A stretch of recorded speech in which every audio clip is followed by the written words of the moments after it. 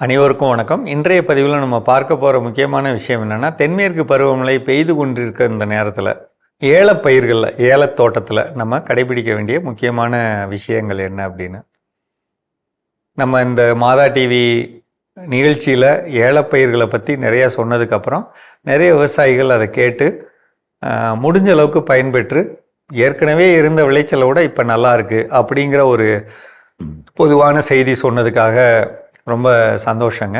ரெண்டு விஷயம், மழை பெஞ்சிட்ருக்கப்ப நம்மளுடைய சத்தெல்லாம் அடிச்சிட்டு போயிடும். அடிச்சிட்டு போகக்கூடாது அப்படிங்கிறதுக்காக நம்ம என்ன செய்யணும்னா, நிலத்தில் இருக்கக்கூடிய விழுந்த தட்டைகள் இலைகள் அதை நிலத்தோட குறுக்க ஒரு தடுப்பு மாதிரி போட்டு விடணும். முதல் காரியம். அதை நிலத்தோட உச்சியில் இடையில ஒரு 4 வருஷம் விட்டு அப்புறம் ஒரு 4 வருஷம் விட்டு அப்படி அடிக்க வைக்கிறது நல்லது. முதல் காரியம், இதை பண்ணுங்க. ரெண்டாவது, முடிஞ்ச அளவுக்கு இந்த வேம்னு ஒரு பொருள் இருக்குங்க. வேம் அப்படின்னு ஒரு பவுடருங்க, அது விற்கும், 100 ரூபா சொல்லுவாங்க. அந்த பவுடர் வாங்கிக்கோங்க. அதே மாதிரி உங்கள் பகுதியில் குமாயம் போடுறதுன்னு இந்த இப்போ சுண்ணாம்பு போடணும்ல, யாரும் சுண்ணாம்பு போடாமல் இருக்கீங்கன்னா போடுங்க. ஒரு தூருக்கு 200 கிராம் குறைஞ்சபட்சம் செடியை சுற்றி போடலாம். ரொம்ப அதிகமாக சரிவாக இருக்குது செடியோட மேல் பகுதியில், செடி இங்கே இருக்குது, மேல் பகுதியில் இப்படி போட்டு விடலாம். ஒரு மண்வெட்டியில் கீழே நின்றுட்டு மேட்டில் ஒரு வெட்டு வெட்டி இப்படி இழுக்கிறோம், அந்த பள்ளம் வரும் இல்லைங்களா, அதுக்குள்ளே இங்கே செடி இங்கே இருக்குங்க, இங்கே ஒன்று இங்கே ஒன்று, அப்படி போட்டு விடலாம். இந்த சுண்ணாம்பு போடுறது ரொம்ப முக்கியங்க. மண்ணுடைய அமில கார நிலையை சமப்படுத்த ரொம்ப உதவியாக இருக்கும். ரெண்டாவது, அந்த வேம்னு சொன்னேன் இல்லைங்களா, ஒரு பொருள், ஒரு செடிக்கு 50 கிராம் கொடுத்தா ரொம்ப நல்லது. அதே மாதிரி ஹியூமிக் அமிலம் அப்படின்னு ஒரு பொருள் இருக்குங்க. நீங்கள் ஏல தோட்டம் வச்சுருக்கிறவங்களுக்கெல்லாம் ஒரு சின்ன செய்திங்க, கீழே கொடுத்துருக்க நம்பரில் கேளுங்க, நான் ஒரு நம்பர் தரேன். அவங்கள்ட்ட கேட்டிங்கன்னா குஜராத்லேருந்து மொத்தமாக ஒரு கிலோ 125 ரூபா ரேட்டில் அவங்க தர்றாங்க. அதை வாங்கி வச்சுக்கிட்டிங்கன்னா அது சாணம் போடுறதுக்கு இணையானது. இன்னும் சொல்ல போனால் சாணம் மண்புழு உரம்லாம் போடுறதுக்கு இணையான ஒரு பொருள். அப்படி கொடுத்தா அந்த மண்ணுக்கு வேணுங்கிற தலைச்சத்து மணிச்சத்து நுண்ணூட்ட சத்து எல்லாம் கிடைக்கும். வெறும் 125 ரூபா.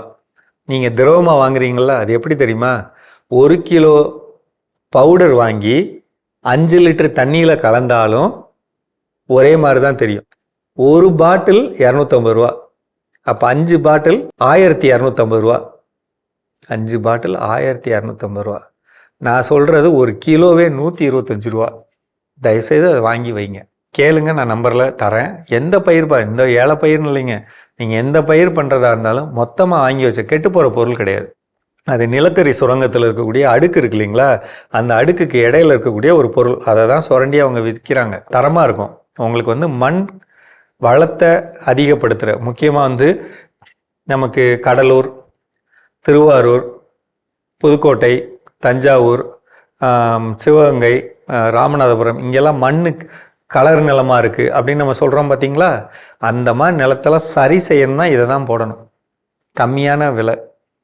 நீங்கள் இன்றைக்கி ஒரு சாணம் ஒரு டிராக்டர் லோடு வாங்கினாலே 2500 ஆச்சு. இது 4000 ரூபாய்க்கு 40 கிலோ தர்றாங்க. அப்போ அது நிறைய நம்ம பயன்படுத்தலாம், மண் சீக்கிரம் வளமாகும். இந்த பொருளை ஏலத்தோட்டத்தில் போடணும். மூணாவது முக்கியமான பொருள், நம்ம சொல்லக்கூடிய உயிர் உரங்கள், சூடோமோனாஸ், வெர்டிசீலியம் லக்கானி, பெவேரியா பேசியானா, இந்த 3 பொருளும் 100 லிட்டருக்கு ஒவ்வொரு லிட்டர் கலந்து 1 கிலோ நாட்டு சர்க்கரை கலந்து தெளிச்சிட்டா, ஒரு பயிரில் தாக்கக்கூடிய இந்த நேரத்தில் சொரிக்காயை உண்டு பண்ணும் இல்லைங்களா, அந்த சொரிக்காயை உண்டு பண்ணக்கூடிய பூச்சிகள், கண்ணுக்கு முன்னாடி பறக்கும்ல ஒரு சின்ன பூச்சி, அது மாதிரி கூட பூச்சி இல்லாத மாதிரி ஒரு அமைப்பை ஏற்படுத்தும். ஒரு 2 தடவை இந்த மழைக்காலத்தில் 2 தடவை தெளிச்சுக்கிட்டிங்கன்னா ரொம்ப நல்லதுங்க. கீழே தரையில் போட சொல்லியிருக்கேன், மேலே தெளிக்க சொல்லியிருக்கேன். உங்களுக்கு ஃபியூசாரியமே இல்லாத ஏலத்தோட்டத்தில் பெருவெட்டு காய்கள் இருக்கிற மாதிரி ஒரு அமைப்பை கொண்டு வர முடியும். இதனால் வாட்ஸ்அப்பில் கேளுங்க, வேணுங்கிற சொல்கிறேன். மீண்டும் சந்திப்போம்.